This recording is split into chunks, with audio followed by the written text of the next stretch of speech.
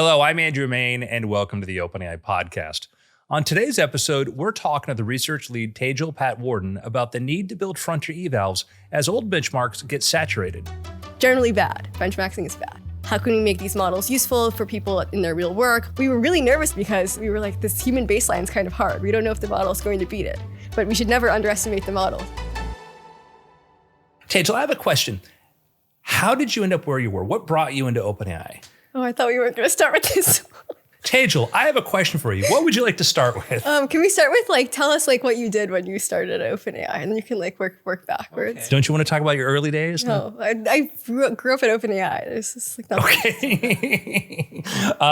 Tell me a bit about your journey here working inside artificial intelligence, inside OpenAI. So I joined OpenAI in fall 23, and it was right after ChatGPT had come out, GPT-4 was out, and OpenAI had started its super alignment team. And I joined for the preparedness team that was getting started as we were starting to look at how capable these models were becoming and think about, what would the next generation of models look like. And at the time, it was extremely exciting because right after I joined was when some of the early results for the reasoning models had started to pick up. And we were thinking about, if these models really take off, what will the future of capabilities look like? And how can we be prepared for that future? And so we did a whole bunch of work on threat modeling and what eval should we be running? How do we think about releasing a model like this? And it's a very exciting time to join. What got you interested in this area?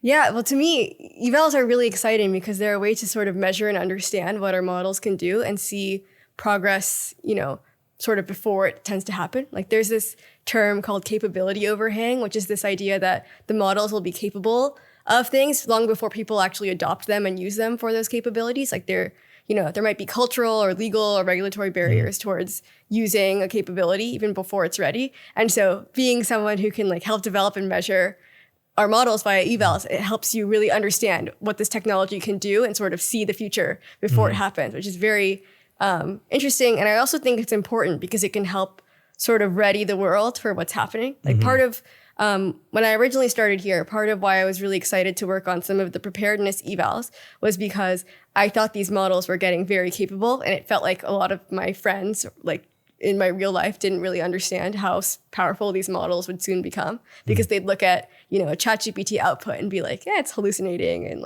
it's kind of not that smart and kind of reads like AI slop. And it's well, that's now, but the question is the slope. If the slope is very high, then, change might be happening much faster than one would expect. And so I think one of the greatest services that we can do is sort of measure and share with the world what progress looks like. Especially because there's often this capability overhang before people really understand and feel that in the models themselves. So that's part of why I think all of this is very important. Reasoning was such an exciting moment. And for most of the world, that didn't happen until, a year later that they found out about this. But what was that like for you to all of a sudden understand that if you gave the models a longer time to think about things, you got better results, even though the size hadn't gotten bigger? That was a really fun time. I mean, so in some of the early experiments, which we've talked about now, it's the model is trained really just on math. And I remember there was this set of experiments where Nat McAleese was hey, the model is trained on math, but if you eval it on GPQA, which was this benchmark with biology and chemistry and physics problems, the model is doing really well. This is very interesting, and smarter models are much smarter. And he had put together this forecast that at the time, it said that if progress kept going, within 6 months, we'd have human level performance on science from just training on math. And we were oh my gosh, that's crazy. And at the time, this was extremely locked down. It was we kind of found our way to curl to be able to see some model outputs. And we were wow, this is one of the smartest things I've ever seen. I've never seen a model reason like this before. It was just if this becomes a paradigm that continues to scale. But then we just looked back and we were GPQA was PhD level biology, chemistry, and physics. And we were what is that? We really need professional level, and just kept changing the stakes of what counted. But yeah, it was very cool. I remember early on when AP Bio was that was the benchmark to try to see if the model could do that. But what's interesting as you brought this up is that a lot of stuff that comes out from OpenAI is math focused. Math has been useful because it's more objectively verifiable in some ways. So some of the earlier problems that we trained on, it was just easier to do RL and scale up the reasoning paradigm on math. And math is also useful in various ways. It's one of the core types of science. But also in many ways, it's just happened by coincidence to be a thing that we focused on, but it's not necessarily the end product of what we even want to focus on in research. Like we're now realizing, okay, if we can do this for math, can we scale this up for other types of science, for professional work, for capabilities that are useful to humans on a personal level? And so I think math is more like the proof point versus like the end goal. But it does seem like you said, though, that if something is able to think for a long time, break something down into steps and think through them as you have to do for really complex mathematical problems, it does just carry over. Well, this is a big debate. So like some of it definitely carries over, like the general idea of reasoning can be useful, but then also there could be some domain specific skills or tools or types of reasoning that you would need in different domains. Like, for example, for coding, you need to be able to actually write and execute code and test code if you want to scale up a coding agent. And so something we've thought about a lot in terms of both evals and then also training is how do we make sure we also give the model the skills and tools and affordances that it would need to reason in that particular domain. And some of the benefits of math will translate, and then also you might need some domain-specific scaffolding to really pull out its full abilities, like kind of, like a general high school or liberal arts education and then like a specialized education. Reasoning models were just a very interesting moment because I think it changed a lot of the ways we thought about what was possible, even with just a certain amount of compute. If you let a model think longer and you gave the model the opportunity to just come up with more complex answers to this, were there any interesting things that happened with O1 that surprised you? So the O1 release process was very exciting. We were sort of thinking about the reasoning paradigm for a very long time. And there were people that were worried about making sure we didn't release it too soon just because it felt like a paradigm shift, like possibly the thing that got us to AGI. Like I said at the beginning, we thought we had AGI in 6 months when like some of the early runs were happening. And so there was this question of, okay, how do we put this out responsibly? How do we test this technology? And during the initial launch review for O1, during some of our cybersecurity tests, the model, it was like one of the first examples of the model like breaking out of the sandbox. We published about this, where it was supposed to be in this Docker container doing this capture the flag, and the model found this like security vulnerability and like how we had implemented the capture the flag scenario, and it broke out. And we were all like, oh no, what else has the model done if it did this? And it was kind of a feel the AGI moment, one of many. I feel like ever since then, there have been many other such moments where the model has done something really surprising or intelligent or novel that we didn't even think of when we were doing the tests. And then you would come back and look at the transcripts and results and be like, wow, these guys they're clever. And then it was just very important that we published and made sure the world knew like the models can do this sort of thing. Yeah. There was this period right before O1 was announced. A lot of people were like, well, it looks like we've hit the wall. It's been a few months since anything's happened. Then O1 came out and they're like, what's a wall? Hitting the wall is just so not the right way to think about. Yeah, I get very frustrated when I see posts like that because I'm like, man, if you look at, I feel like I've been looking at this model improvement and this progress for a long time and it just keeps getting better. Like it just keeps getting better. And if I look at our research roadmap now, I see no signs of stopping. Like things are just going to keep getting better. This is going to be a really crazy year. A lot of really cool research is going to come out. And I think this is probably true across the whole industry. So yeah, if anything, people are they really under-expect from the models. It seems like sometimes though that OpenAI releases a lot. They tell people about things we're headed and say that this looks interesting. Sometimes people forget this, or you get rumors of stuff like Q-Star. Q-Star, man. Very interesting. But no, people don't realize, like, I don't know. I feel like we try to be very open and say like, hey guys, here are some plots. Like the lines are going up, things are really capable. I think maybe there's this like meme that, oh, the researchers, they don't understand. They like the models are only good at math and research, but not good at things in the real world. But I just don't think that's true. I think people from even other occupations that have transitioned into OpenAI like are starting to see our models are picking up at all sorts of things. And I know it's like, it might seem like the researchers are trying to overhype the model or something. But if anything, I think we're underhyping the power of them. You brought up AGI. If I brought GPT-4 back from, March 2023 back into, let's say, 2020, I think people would have called it that. And now we have this much more different idea of this. People talk to AI every day. They have long conversations with things like nobody talks about the Turing test anymore, as when nobody really understood what he was trying to explain, But now we're well past that period. Is there the eval for AGI? Yeah, I mean, the models passed the Turing test and no one talked about it. It's kind of crazy. Like I think models are pretty much indistinguishable from humans in many situations. In terms of the test for AGI, I mean, I think if a model can do, like there's the classic most economically valuable work. And I think people are increasingly using the model for large parts of their work. And I think there'll be like a big spectrum and debate of like when exactly this happened. But gosh, I certainly feel like Codex does a lot of work for me. Yeah. And I feel very lucky to have unlimited tokens, So that's certainly another reason to come work here. Please join. Yeah. But yeah, I think there'll just be a moment when people are realizing that they're using the models for so much of their work, and also the scientific breakthroughs that we're going to see, where I think there'll be at some point it'll be incontrovertible. Like these models are really, really powerful. We're getting mathematics experts talking about how good the models are getting at that, and we're getting physicists talking about doing that. And I think that we're starting to see some real work come out of it, which is just exciting. Yeah. So you brought up part of the problem with some of the earlier evals. Like a lot of them were inherited from older natural language processing methods and stuff. And then sort of when you're looking for ways, how do we measure the success of this? Literally, some of these were just so simplistic that pretty much those benchmarks got passed. And then you had to figure out new categories of stuff. How have these been evolving?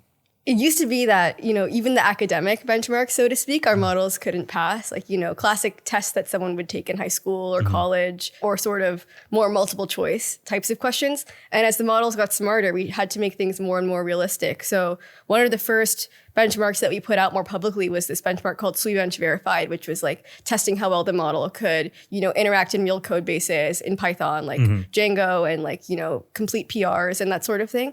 And like pass unit tests. And then those became even more advanced, where we were like, okay, can the model take, multi-step actions on like some complex environment, take actions on the computer, like take actions that link up to the real world with like some of our wet labs and biology work. So I think over time, as the models keep getting better, we have to be more ambitious with like how long horizon and how realistic our measurements are.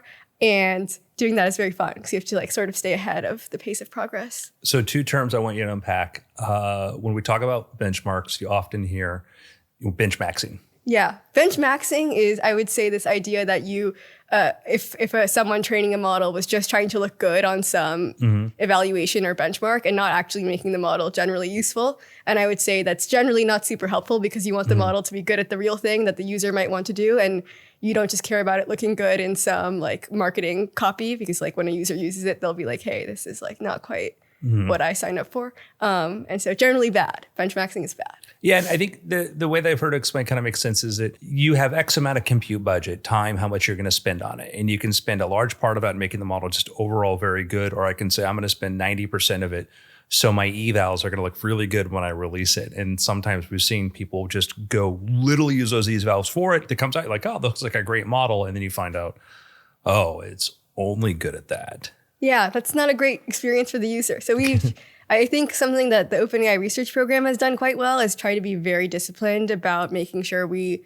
are investing in general model improvements on the areas that really matter. And then, you'll run some evals at the end for comparison, but the goal should not be, we just want to look good on an eval. We want to make a model that's useful to push forward the frontier of science or push forward the frontier of work or something like this. And I think Jakob has done a really good job also like enforcing throughout the research org. Like we should be really scientific and honest.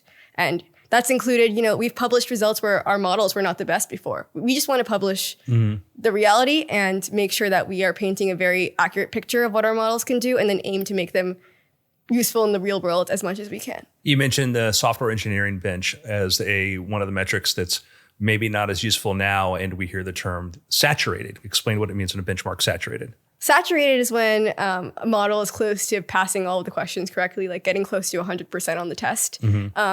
And once a benchmark is saturated, it's not super useful because you can't really tell models apart with that test. It's like comparing 2 geniuses on like a high school math exam. Like they might just both pass, but that's not very useful as you're trying to separate really, really smart pieces of intelligence. So the challenge is always to make more and more difficult, realistic, unsaturated benchmarks that you can then measure models against over time and forecast sort of where progress is going. How do you do that now? How do you figure out what a good benchmark is going to be? Yeah, I mean, the best benchmarks, I think, are really realistic and measure something people actually care about. So one of our first forays towards doing this, which, it's been a while now, but that we published was called GDPval. Like, I was really excited about the idea of having a measurement for how the models could interact with the real world. And we were really having this crisis of evals where we kept training successively better models. And on Swebench, they looked about the same because they were just doing really well. And like, we were reaching the top of what that benchmark could measure. And we were like, man, we have no idea how to measure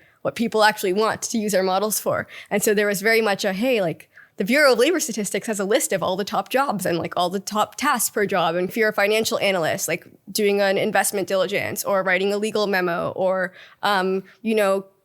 writing a paper based on a piece of research or something like this.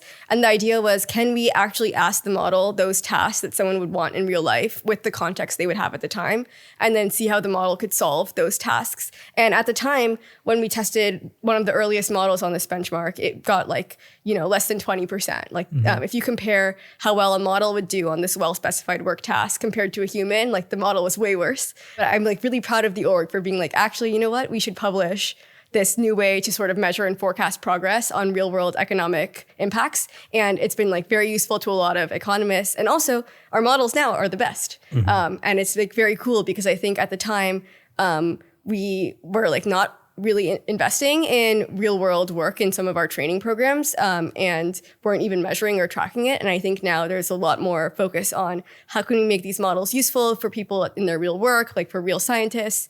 And this kind of helped catalyze a wake-up call that, hey, maybe we should also think about how to measure how stuff is used in the real world. So that was pretty cool. But now we're like, okay, this benchmark's probably too easy because it's extremely well specified. Like each of the prompts is, hundreds of words of, I want you to go to this spreadsheet and make this change and do this thing and then take that calculation and put it in a memo. It's like very detailed. And I think the next step is how do we give the model as much ambiguity as you would give a report in the real world? Like, if a manager asks like, hey, can you run this analysis for me? They should go figure out what to do, put that together, run the analysis and give you an output. And so I think, we've been working a lot on like more realistic ways to measure real work in the real world, whether that's in like science, for personal use, or even for enterprise. There seems to be something to the idea of instead of hiding a benchmark, putting it out there because internally as an org, you go like, okay, this can't stand. Yeah, it really motivates research also. I think people want to know the truth and they want to know where we can be better and deliver a better model for our users. And so knowing the gaps is quite useful. What do you think the current limitations are right now with the ways that we're doing evals? I think the types of work that we're doing now with Codex and with our latest reasoning models like 5.5, it's just such a different level of capability than what we had even 6 months ago, where a static benchmark just doesn't measure the the nature of how long you can get work out of these things. Like these models can work for days or weeks for you, and like internally in research, we've had the models just like run for really long periods of time to do work. And one of the problems with an automated eval is you kind of need it to run within some amount of time and get results to be able to look at them. And a lot of the ways that we're measuring models now also just include looking at production usage and looking at real world use by people and seeing what they're using it for and what types of tasks they're able to get done, because the time horizon of how much work is done by the model is just getting so much longer. It was interesting watching, for instance, long context. There was kind of this early race for companies to say that, hey, our models can take, 100,000 tokens, 1 million tokens, whatever. But there wasn't a lot of evaluation on how well that was. And then we got needle in the haystack, which is a method of seeing if it could find a word or whatever. And I think that people sort of assumed that that was a solved problem, but it wasn't. It was just the benchmarks weren't really good. And then we had to have better benchmarks. And is that what kind of made it better, was finally people could, one, spend more attention solving that problem when they understood where it was failing? Yeah, we definitely have better benchmarks for this sort of thing now. And then also sometimes these problems reveal gaps in how we're thinking about training. So one example is we used to think, what matters is just how much context you can stuff into the model at test time. When now it seems that you can just dump a bunch of files in a container and the model can kind of grep around and search for what it needs and when. And like this ability to have search or tools to figure out what context you should use can be more efficient than just stuffing everything in the context. And we wouldn't have really realized that without trying that out and then seeing how that performed on various benchmarks. So I think that makes the model a lot more useful because, for example, now the model can like search over a whole repo and like find the files that you need and like understand the context of where you're making changes. And the same is true for many work contexts where, folks in Codex can now like upload their local file system. And like, you might have made PowerPoints before or sent Slacks that are relevant to the work that you're doing now. And the model can sort of search over that context with tool calls. And so we're not as limited by how much you can literally stuff into context because the model can search. Do you have any favorite evals? My favorite eval? I mean, GDP eval is my favorite public eval. Okay. But I have many internal evals. Right. I will say the name of one of them. It's called Houdini Bench, and I cannot explain further. Oh my God. I was a magician, right? So. No. Yeah. Maybe. I don't know if you'd pass Houdini Bench. No, I probably not pass Houdini Bench.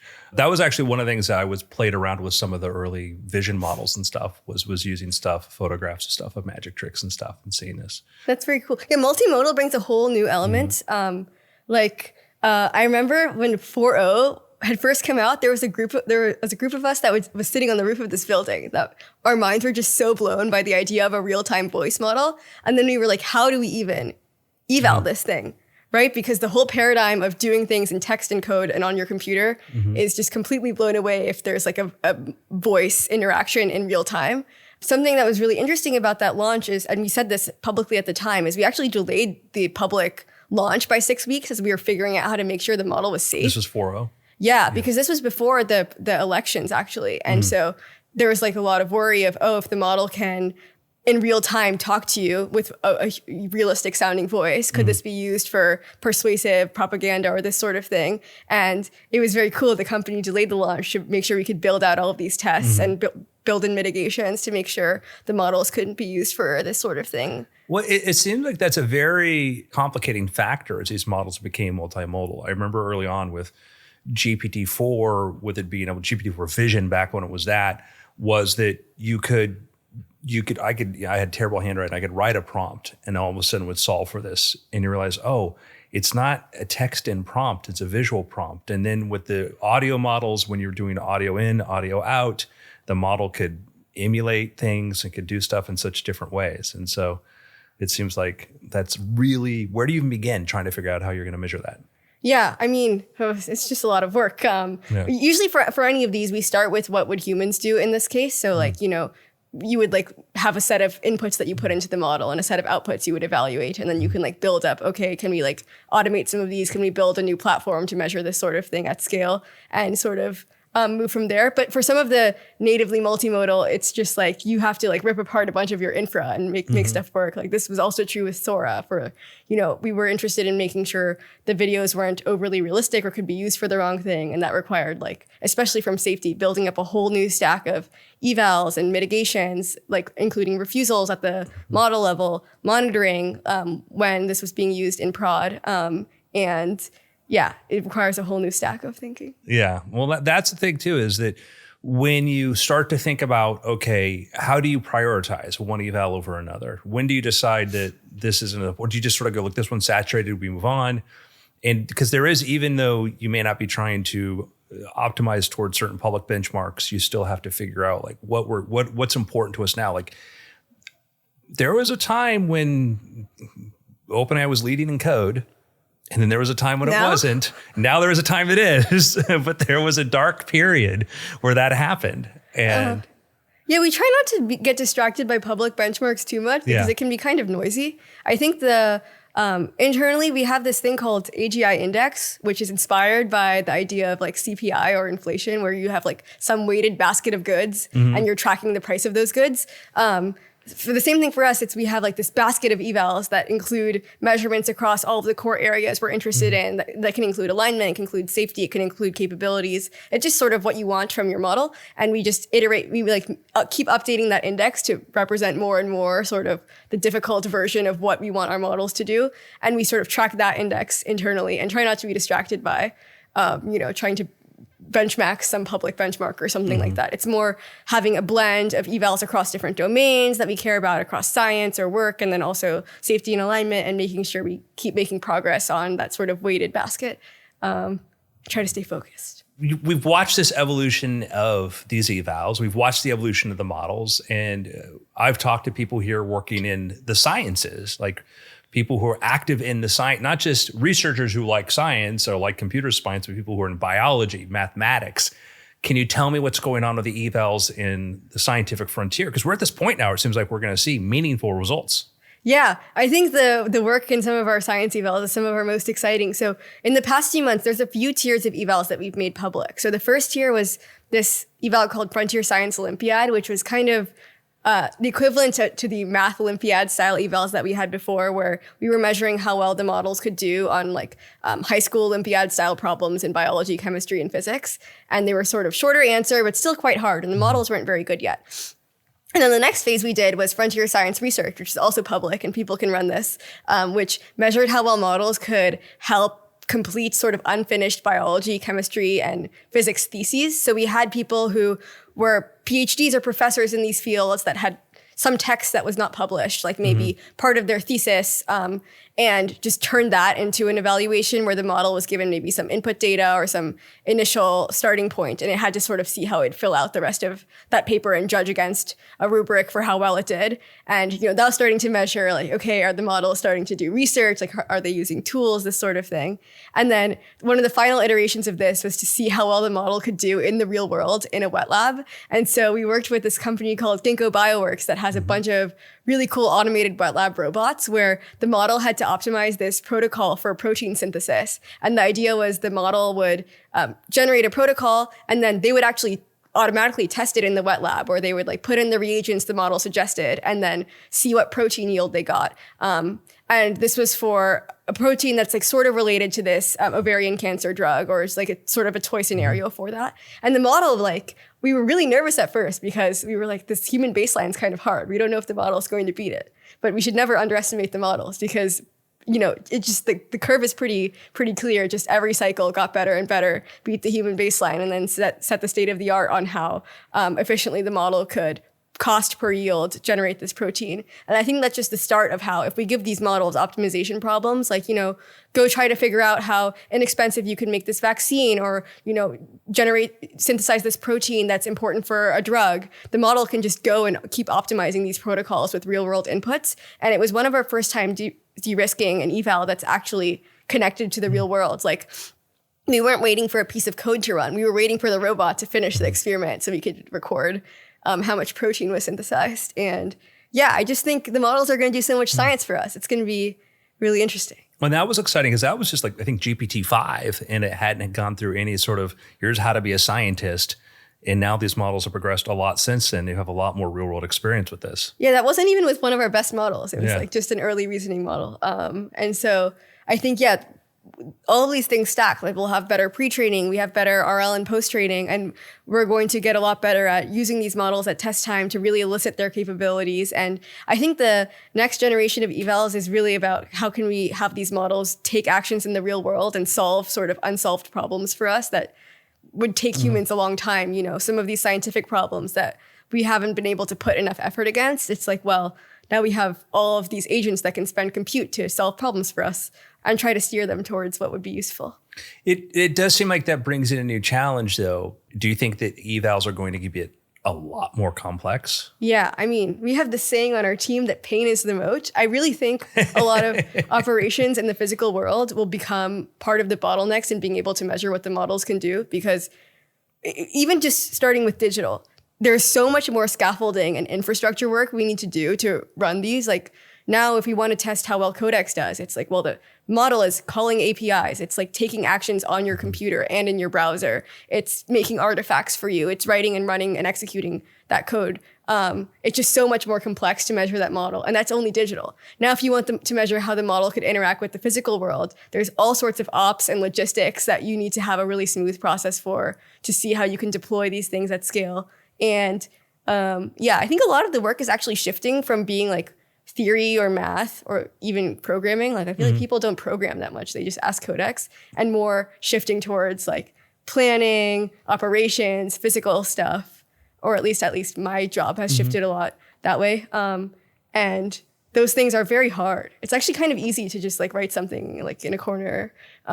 It's a lot harder when you have to manage all of these operations and logistics. It's exciting, but it seems like part of the challenge is these aren't just simple evals anymore. They take more compute, they take more time. When you're trying to do a long horizon eval, it's long. You have to wait a long time to get the outcome on that. Yeah, definitely. So it's both a lot more work to come up with the evals and run them at scale. And also if the work takes a longer amount of time, we don't get the signal as fast. So we have to invest more in scaling laws where we can predict, okay, well, if by one day the model looks like this, then we can forecast that at 7 days it would look like this and sort of come up with trends so that we can get signal faster. Otherwise, we're just like stuck there waiting for a week to get an update, which is not the most productive way to spend time. I have certain benchmarks and things I use to test every time a new model comes out to find out how it's personally useful to me.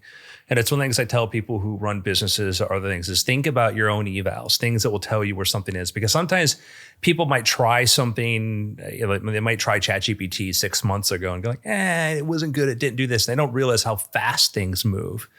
Do you have any advice for people on how to figure out how to come up with a benchmark? Yeah, I mean, if things move really fast, things change every couple of weeks, and I feel like people are not as awake about.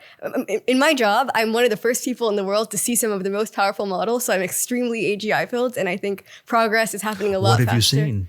What have I seen? I've seen good models, man. Right. Yeah, but progress is happening a lot faster than people would think. And I think the best eval, honestly, is just to dog food or use the model. Like, people should just try to use the models as much as they can. And even if there are things that they think the model didn't do well 1 week, they should just try it again the next week. It'll probably work. I think that's one of the things that should be obvious to people kind of outside AI is how really good frontier AI companies are using these tools internally. And that's why things are speeding up and getting more capable. Yeah, I basically try to have the model take a first pass of everything that I do. Like whether it's, sending a Slack message, like understanding what experiment to perform next, like any management stuff, ops, logistics, like you have the model take a first pass. And then if the model's not good, we like figure out how to put that in the eval. I'm excited about the computer using evals, like just watching the performance of Codex with computer use is just light years over where it was just, maybe 8 months ago. And it seems like those things are just going to get faster and better. My prediction's like probably by the end of the year, it'll use my computer better and faster than I do. Yeah. Yes, I think so. The models have some advantages over you, right? Like they can call a connector or plugin, which is a much faster mode of communication than you on your computer having to like go click into a service and like understand every page and then copy some data back and forth, or even writing some service to call that API or MCP or whatever. It's like more work for the human than for the model. So the model has that advantage. And the models can just be faster and if it's trained to navigate a browser or a desktop through, whether it's through accessibility tree or through code. So the models have an advantage over us. And I think for a long time, there was really no product deployment that was very effective. Yet, like we launched Operator and ChatGPT Agent a while ago, and those were really useful for showing like this could be possible, but the latency on those models was just too high. Like they were just super slow. And I don't think people use them at a super high scale yet, but we've now reached sort of a tipping point where doing things like asking the model to read my Slack for me or like go schedule a bunch of calendar invites and like optimize the rooms is faster for me than it would have been to do it myself. And I think, people are not ready. Also, a lot of people haven't tried this stuff out because it's all launched so recently, but everyone should go get the computer use plugins and like use those and like install all the plugins and all the good connectors that will make things faster. Then you'll be mind blown. Let's talk about frontier evals. Yeah. So the goal of the Frontier Evals team is really to measure and forecast progress of the frontier models at OpenAI to better understand where we are, where we're going, and sort of try to share that with the world.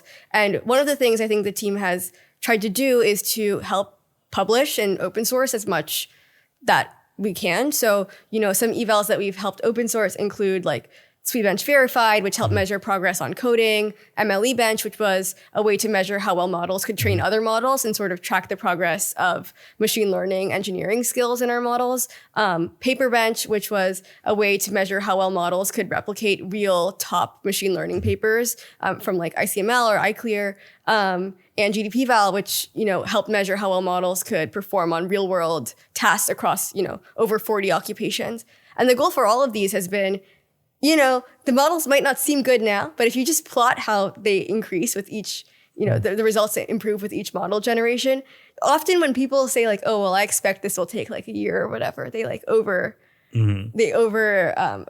expect in terms of how much time it will take to saturate a benchmark. And like even my own or people on my team's predictions are often like not ambitious enough for how fast things will change. And so I just think we're trying to do our service in helping inform the world about what is possible. I think some of these research acceleration evals in particular are quite interesting. Like when we first started, we had this eval called the OpenAI research interview eval, which was just taking the researcher questions that we asked people applying to OpenAI and putting those in an eval. And the model blasted through that like pretty quickly. It's like definitely can pass our interviews right now, which I think has caused a whole other slew of downstream questions on like how do we make sure people don't cheat on the interviews and like how do we actually measure research talent. But I think all of this is very useful because measuring internal progress it's like kind of a way to measure the lever by which the models will keep getting better faster, like sort of the acceleration of the slope of improvement, so to speak. And I think having ways to measure model progress is just good information. I've heard that in some of the evals that were out there for a while, that it turned out that there were actually errors in the questions, that was an issue with some of the evals, that was some of the publicly available ones where actually you couldn't score above a certain level. And if you did, it was actually because you were training on the data and people looked at that and found out like, oh, this is not the right answer. Yeah, this is a problem with a lot of public benchmarks. I think, so the original reason for SWE-bench verified was because we wanted to run SWE-bench, and it was half the problems were like either broken or underspecified. And, people in the industry were publishing results on this as some metric of how well you did. And we were like, well, we should at least try to fix it and then like share that so we can have a better yardstick. But I think one of the reasons that public benchmarks maybe aren't always as, battle tested as we'd like is that they tend to be like, someone in a lab, like an academic lab, like had a good idea and like wanted to write a paper, but they never had to run that eval at scale in like production training run or production like level eval sweep for a launch. And just when you run some of this stuff at scale, it like breaks or falls over and you like catch all of these bugs. And so I kind of think sitting in a lab and being closer to product is a forcing function for making sure the quality of your measurements is really high, because like we're not doing this to like look good in a paper. We're like doing this, like it has to work because it has to work for our systems at scale. So it kind of forces the quality to be high. And it seems like kind of one of the things that can happen is these models become incredibly capable. Sometimes they're very good at, sometimes they can solve a problem, but they'll take sort of the laziest path and kind of they can give you the memorized answer instead of solving it. And we saw that with like counting and like how many words are in how many letters in a character in a word or whatever. And it was often the model, if you prompt it right, it would get the answer right. But if you didn't prompt it the right way, it would just sort of throw you an answer. Yeah, that brings up all sorts of interesting concepts. I mean, so there's this one concept of memorization, which is the idea that the model literally knows the answer and doesn't have to really think or reason to solve. It's just like regurgitating something it already knows. And that makes the measurement not super useful because you're just measuring whether you happen to have trained on that data a ton versus whether the model learned the skill that you, or tool or capability you were trying to measure. So that's one way to avoid that, is to try to be really clean and disciplined about your data, not including any benchmarks or any evals that you want to measure. And that helps solve sort of the first problem that you laid out. So that's one thing. And then there's this other thing where like the model can kind of like reward hack or sometimes like cheat to solve an eval. And that's very much a question of having clean eval design where you like sort of test these at scale, see if there's any hacks, make sure those environments that you're testing don't have the hacks as something that's possible for the model to do. And that just requires a lot of quality control to make sure like the eval is not overly hackable. Yeah, because it seems like there were some very simple ones like grade school math and whatnot that models, if you just change it a little bit, some of the early models would get confused and give you the wrong answer, though it was actually capable of solving it. But it just goes, oh, this one I got it. And then, that's happened too. Like, should I drive my car to the car wash? Problem. Yeah. So like the models can get tricked. To me, like the model deserves, like if it didn't do well on that, like it should have been smarter. Like we should also like have the models be a bit more robust to being tricked. But this also relates to this idea of capability elicitation, or like trying to measure the models in the best way, which is especially important for our safety testing. Like, for example, if you want to measure how well the model can, find vulnerabilities or do some of this cybersecurity stuff, you want to make sure the model is not just getting tricked by the problem, like that you really measured the true capability. And so there's a lot of like prompt tuning and like changing the harness, and sometimes like even doing like a fine tune to get the model maximally ready to solve that challenge that we do, to make sure if we say, oh, the model's not good at some like very risky capability, we can be a bit more sure before we say that. When I was a kid, I loved reading these Encyclopedia Brown stories, these little mysteries, and you had to solve them. And with GPT-4, I would write custom ones for it, just in case somebody had like tipped all these answers to it out there. But that was a pain to kind of do that. And it's exciting to think now I can have a model write something, I come up with some new eval. So how helpful have the models been now for? Yeah, they're semi-useful. Yeah, okay. I think we're in this like phase of model development where sometimes the outputs are still kind of sloppy. Yeah. And they require like human QC or like oversight to make sure the quality is still high and like we're not getting tricked. So I would say people sometimes are surprised that we still have a lot of human intervention and involvement in the evals, just because that's something, evals can be a lower end than training data. And you want to make sure every single point that you're testing, every data point is very high quality. And so this is one of the areas where like a human touch can be quite nice. We're seeing some interesting trends where jobs that actually touch AI seem to be more in demand because it's made people more productive. How are you tracking this? How do you look for areas where you think this is going to have an impact? Yeah, these are very difficult questions. I think that I think people are not calibrated to how much work our models will be able to do and how quickly, like across a wide variety of jobs. And right now, the models are still mostly just good at tasks versus a job. Like there's a lot to a job than a task, right? Like you have to figure out what you want to work on, navigate like ambiguity. Like you might have coworkers that you're collaborating with and like communicating with, and then you might like figure out what task you want to do and then give that to a model. And that's kind of the phase we're at now, where it's a lot of, even in my job, the model is like doing individual tasks for me, but I'm still doing a lot of the thinking and planning and that sort of thing. And I think people aren't even calibrated to that. Like I feel like people in software and research are a lot more calibrated, or by calibrated, I mean like realize how capable the models are compared to some of my friends in other industries. And I like wish people just tried the models more and saw, because the people who try and see first, like they'll start to really get it. But I also think the models are going to start to be able to do the stuff, like the delegating part at some point too. Maybe not too far from now, the figuring out what to work on, navigating ambiguity, like writing the spec that the model then executes on. And people should really start to think about, okay, what happens in the maximally AGI-pilled world where even just for digital work, the model can come up with what to do it, execute it on it, like interact with the real world. Like, if it's, there's entire businesses that now like you see like stories of like unicorns where it was like mostly AI and a few employees that were like able to drive all of this value.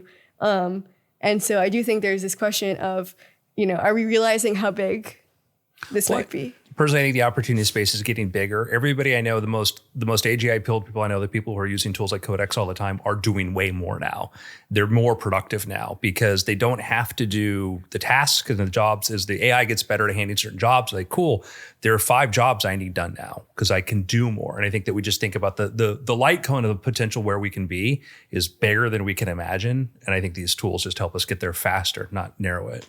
I think there's probably some mix of things. Yeah. Even if you have models that can speed up paperwork, like think about like a clinical trial for a drug, right? It's like people spend months putting together all this paperwork, like hundreds of pages of like why they should be able to do the trial, and they like submit it to the FDA, and then there's like a 35% chance it got rejected because they like made a mistake or forgot something. They revise, then finally you can do the trial. And these processes are good, but it just takes a long time. And then the trial is, you have a case under control or whatever, and you're like documenting symptoms and tracking these for like just documenting what happens for a long time, and then doing a bunch of data analysis. Like a lot of this is just documentation or data analysis or sort of like very classically digital work. And I think if models can help accelerate all parts of this, for health, for energy, manufacturing, policy research, education, like this will be very accelerative. We will have hopefully, faster, cheaper, better goods. And that's really good for people. It's like very good for the individual consumer. So